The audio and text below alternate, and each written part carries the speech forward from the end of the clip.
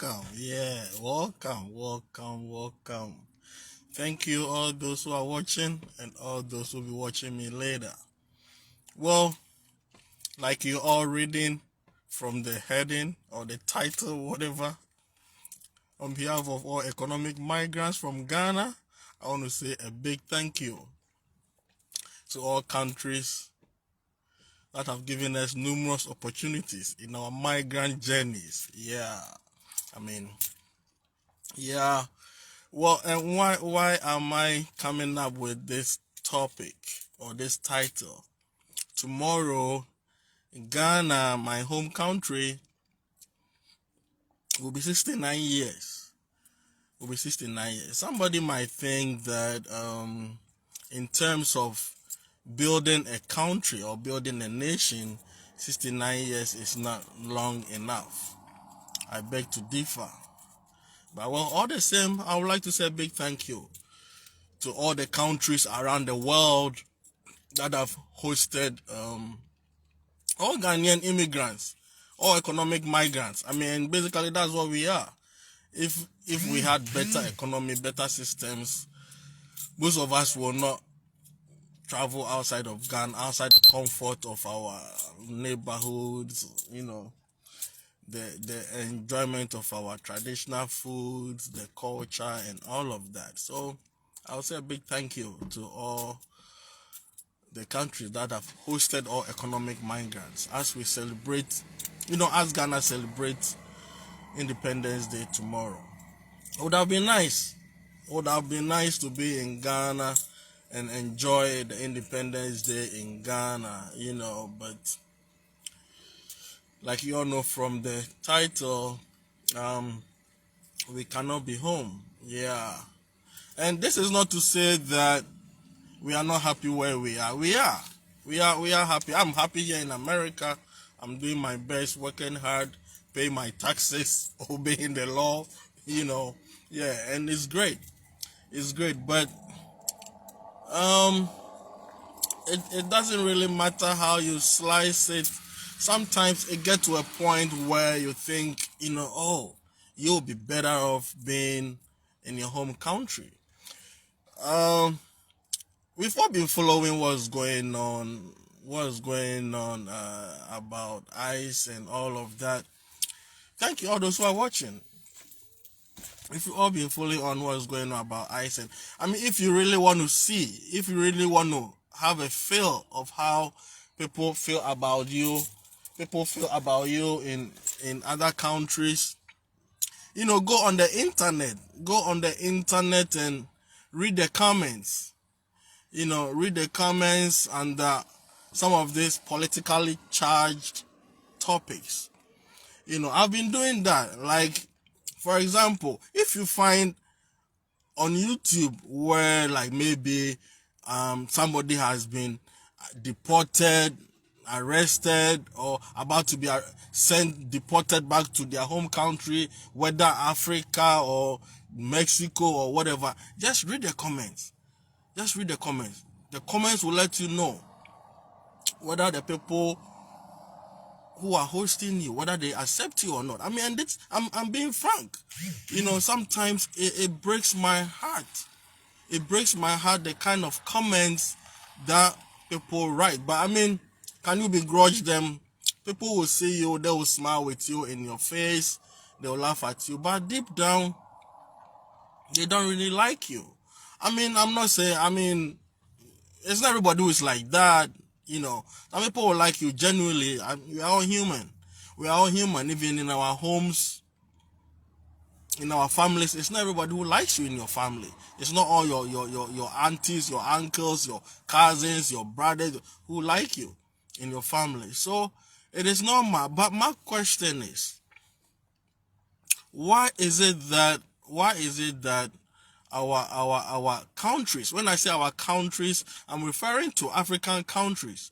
Why is it that our leaders in Africa, and in this case referring to Ghana, next year Ghana will be 70 years. Why is it that our leaders, the politicians, the traditional leaders, the military leaders, the queen mothers, the chiefs, the religious leaders, why can't they come together and build a Ghana that we will all stay in our country?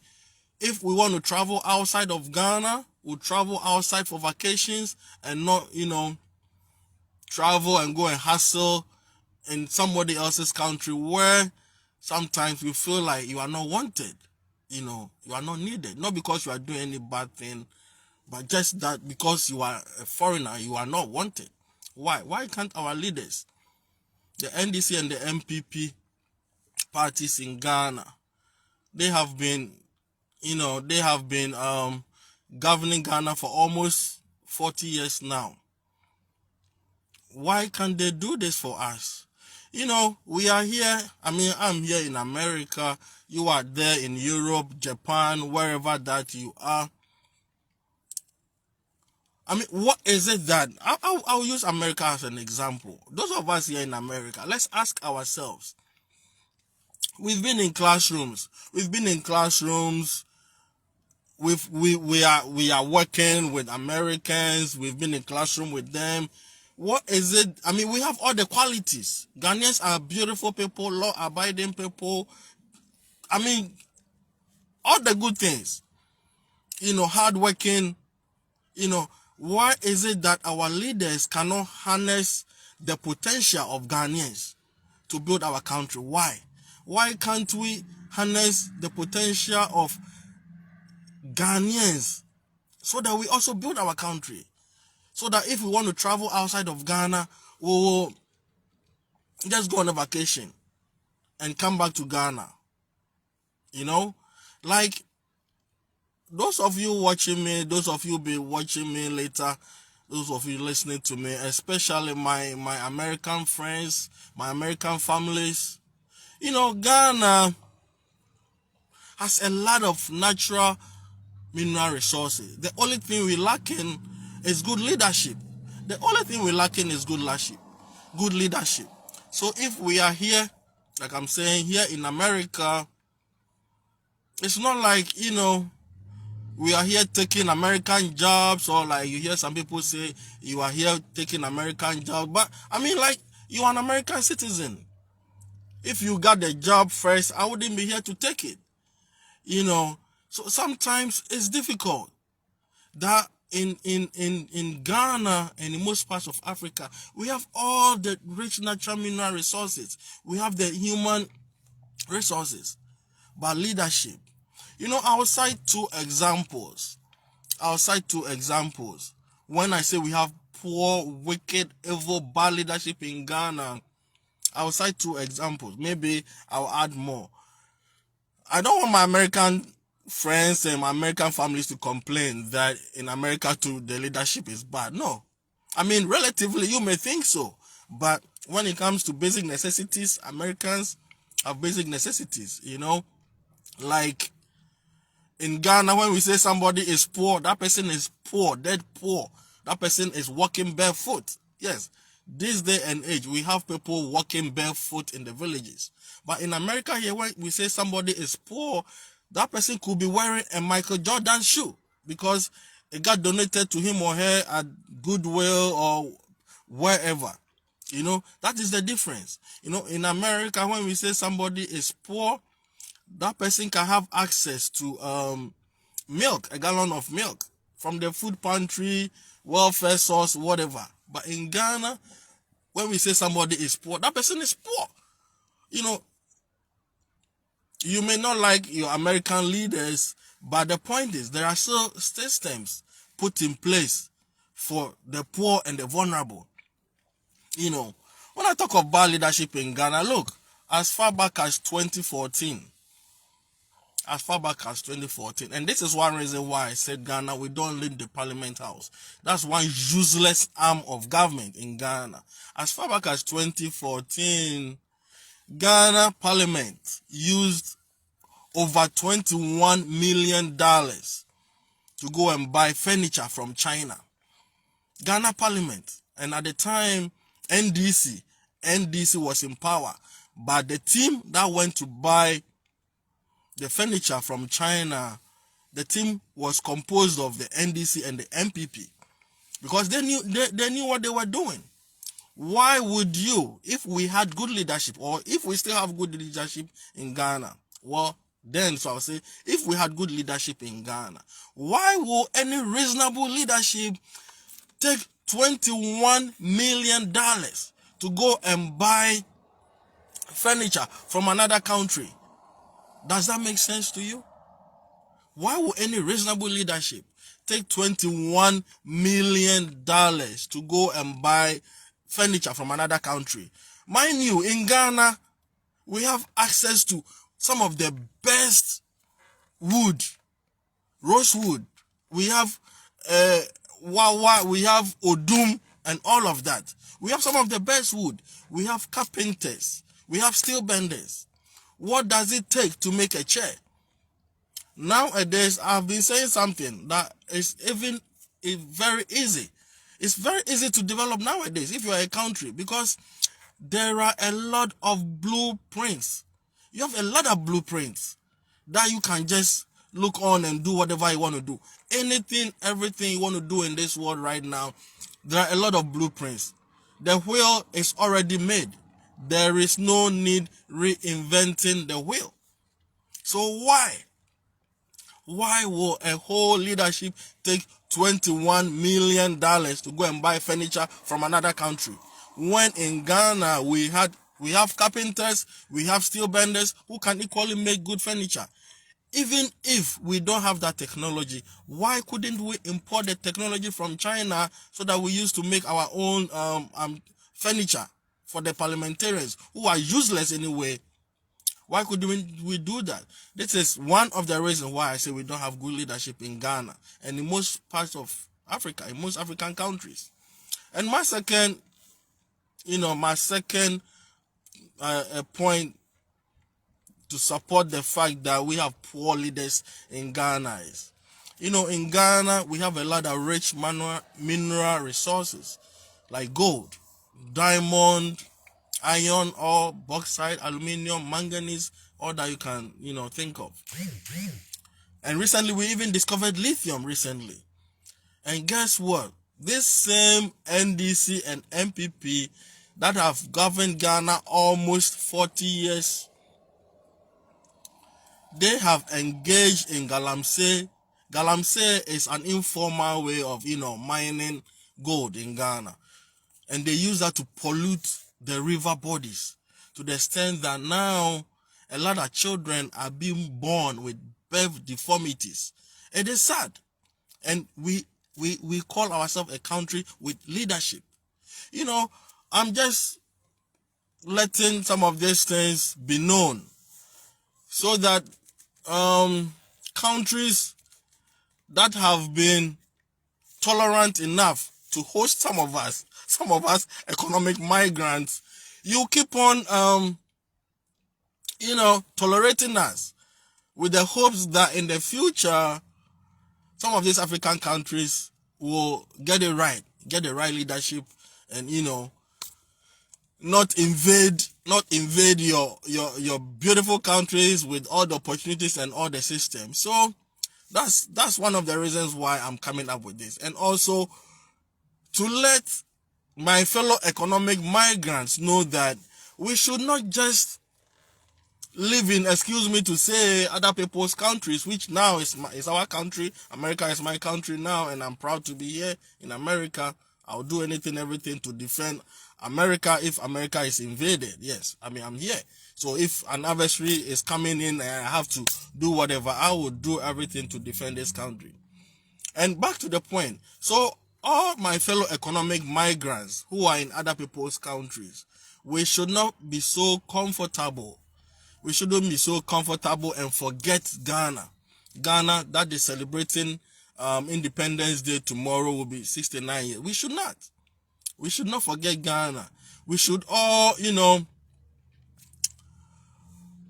look back and try to, one way or the other, pull ourselves together, join hands, pull resources together, and go and develop Ghana.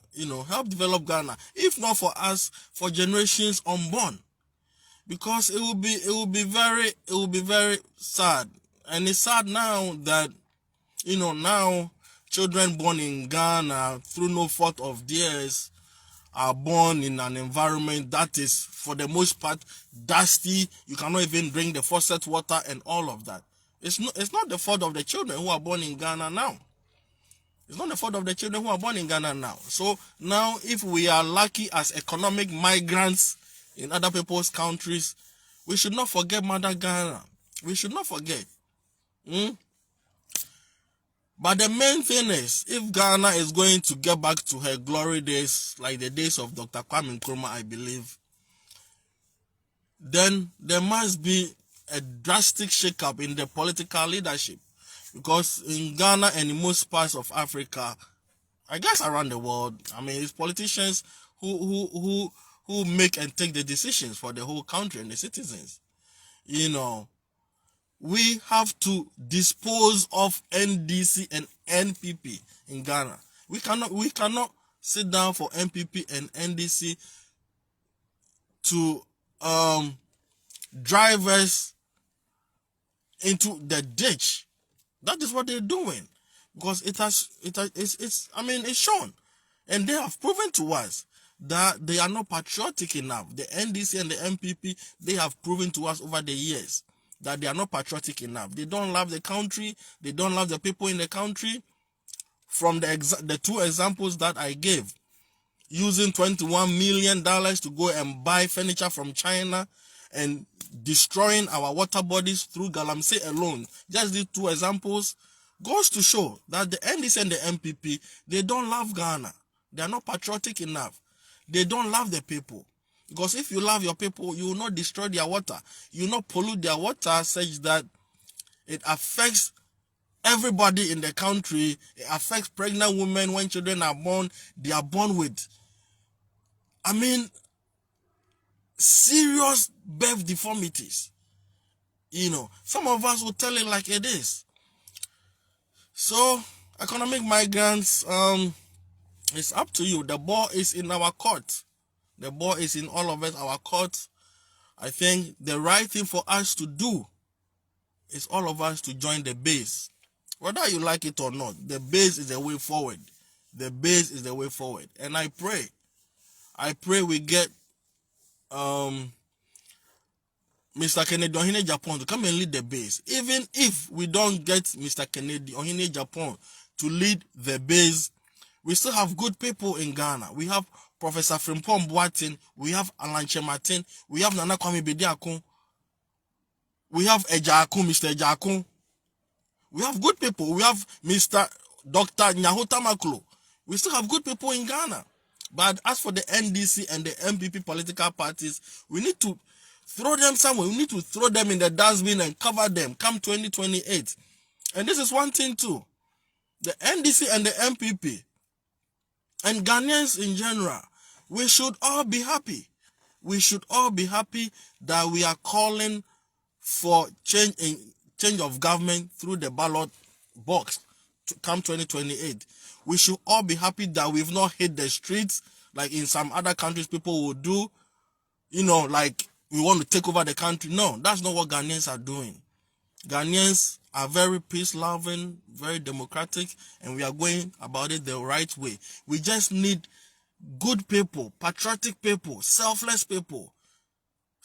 patriotic, hardworking, disciplined, honest people who come and lead the base so that, Ghana will also see a better future.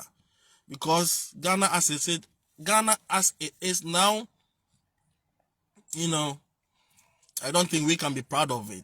And come tomorrow, I think every Ghanaian should be wearing black. We should mourn because there's nothing to celebrate. There is nothing. We shouldn't deceive ourselves. We shouldn't deceive ourselves that there is something to celebrate. No, all that they are doing is peripheral. It's just in the periphery. Nothing. A country where almost 99% of it is engulfed in dust. 99% of the road is dusty. Let's go and find out in the hospitals. Children dying because of respiratory and chest infections. Let's go to the hospitals. Children are born with birth deformities. children walking to school in the dust, children going to school in rickety buildings, dilapidated buildings, children going to school under trees. Come on, what is there to celebrate? We shouldn't kid ourselves. We shouldn't fool ourselves. We should tell it like it is, because I don't want my generation unborn to still live in a country like, no, I don't. You know, and when some of us are doing this, we are not doing it for any fame or any whatever name. We just want a better Ghana, so that children unborn, generations unborn, will come and enjoy a better Ghana. Because Ghana, as I said now, our leaders, those we call leaders, politicians, military leaders, religious leaders, traditional leaders, they have failed the country. They have. They will not accept it, because they live in their plush buildings, in their plush environments, driving their plush cars. They get to send their children abroad.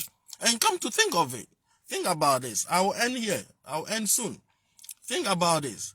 Why is it that you live in Ghana? You get a visa to America, you get a visa to Europe, you get a visa to Dubai, then you are so excited. Why?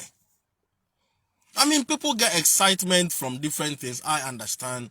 You know, people in America, especially my fellow black Americans, when they get their visa to travel, they are excited, but not for economic reasons. They are not visiting Ghana because, you know, they think there is nothing in America. They want to migrate because of the... No, it's not that. They're going for vacation. You know, but in Ghana and in most parts of Africa, somebody gets a visa, then they are excited. They're excited because, oh, that's a breakthrough. And it's true. It's true, it's a breakthrough. For most of us economic migrants, if not for America, the opportunities that we have, we wouldn't have it. Let's tell it like it is. That's a fact. For most of us living in Europe, Asia, Japan, China, America, if not for these countries, the opportunities that we have, we wouldn't have it. The latent, you know, energy, the latent positivity that was in us, if we had not traveled outside of Ghana, it wouldn't have been on earth for us to come out, you know, the way we have come out now. So we shouldn't kid ourselves that, oh, it's okay to, you know, be happy when... No, we are all here because we're economic migrants, and that should change. And if it's going to change, it's going to be dependent on me and you. So don't think like, oh, as for me, I was born in an MPP party, I was born in an MPP family, I was born in an NDC. No, these two parties, they have failed us. And if anything, and they have shame and conscience, they will have to just leave the political scene for the base to come and take over Ghana. Seriously, the MPP and the NDC, they have no shame. The leadership in Ghana has no shame. The traditional leadership, the religious leadership. Now every church has become like a prophetorial ground for the pastors. I mean, I don't know. People calling themselves prophets, prophesying this, prophesying that. All the accidents. I mean, like, are we serious as a country, Ghana? Every day we hear road accidents. I mean, don't get me wrong. Road accidents even happen in developed countries. America, road accidents do okay. But not because the roads are bad. Not because there are potholes on the roads. I mean, why? For how long will some of us continue to, you know, point out the ills in our society? And it's not like we don't know how to fix it. We have people who have traveled to other countries and they are helping other countries fix their problems. But because our system is so corrupt, we cannot stay in our country and fix our own system. We cannot. You know, and sometimes I wonder whether this Ghana is the same Ghana that 79 and 81 coup happened in. Sometimes I wonder. Think about it. Sometimes I wonder Whether this is the same Ghana we had 79 and 81 coup. These days, politicians and their cronies have become so corrupt. They flaunt their corruption in our faces. They flaunt their ill-gotten gains in our faces with no shame, because they have no conscience. They flaunt. I mean, like, nobody is saying it's not good to live well or live good. No, that's not what I'm saying. I love a good car, I love a good house, I love good clothing. But so as you, the politician, you are living good and living rich, living large, all of that. The ordinary citizen deserve the same thing too. We live in a country where pregnant women in labor go to the hospital and they are told there are no beds. Come on, guys. We live in a country where citizens get into accidents. You go to the hospital, they say there are no beds. Pregnant women are left to die just because there are no beds. Beds. What do we need to construct a bed? What do we need to construct a bed? We have woods in Ghana. We have carpenters. The only problem is leadership. How can we continue to live like this? We live in a country where we know people have stolen from us, but we still, welcome them to pomp and pageantry events. How can one person go for so much money in loans to, plant corn or maize? The person does not do it, and the person still walks free. And meanwhile, the poor person who goes to the forest to hunt for a tiny rat or grass cutter, that person is put in jail. What kind of society is this? And you want to tell me you want to celebrate Independence Day? No, there's nothing to celebrate. There is nothing to celebrate. Well, there's a lot I can say if I want to keep talking, but I got off work and I got to go find me some food to eat and rest for tomorrow. So Ghanaians, if we want a better country, then pay heed to what I just said. NDC and MPP, they will never help us, because they've shown us through the past years and even present day that they are not interested in helping the ordinary Ghanaian. All that they are doing is just peripheral. I'll end here. Well, if you are in Ghana, it's already Friday, right? So it's a weekend for some of you guys. But I would say that, like I always end, if you drink, don't drive. If you drive, don't drink. Stay healthy, eat healthy. If you can do something to help your community, go ahead and do it. Say a prayer for Mother Ghana, and thank you, America. Thank you, all countries that have been kind to host all economic migrants from Ghana. We love you all, and peace and love to you. Okay? We bring the other half to make it full. Thank you all those who watch, and God bless you. Bye bye. Love you. Bye.